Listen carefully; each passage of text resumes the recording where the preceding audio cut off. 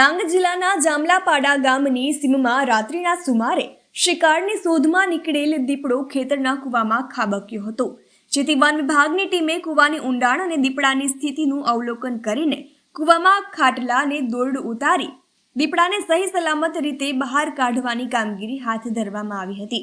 3 થી 4 કલાક સુધી રેસ્ક્યુ ઓપરેશન ચાલ્યું હતું। દીપડાને પાંજરે પૂરવામાં આવે તે પહેલા જ લોકોના ટોળાથી ગભરાયેલો દીપડો જંગલ વિસ્તારમાં ભાગી ગયો હતો। જો કે દીપડો પાંજરે ન પુરાતા અવર જવર કરતા લોકોમાં ભયનો માહોલ સર્જાયો છે। ગભરાયેલા દીપડાએ આડેધડ કૂદકો મારતા બે ઇસમોને પણ દીપડાનો પંજો લાગતા ઈજા પહોંચી હતી, પરંતુ સમગ્ર ઘટનામાં વધઈ વન વિભાગની બેદરકારી અને ભ્રષ્ટાચારની પોલ ન ખુલે તે માટે કર્મચારીઓએ અંદરોઅંદર મામલો દબાવવાનો પ્રયાસ કર્યો હતો અને કોઈને જાનહાનિ થઈ નથી તેમ કહેવામાં આવ્યું હતું।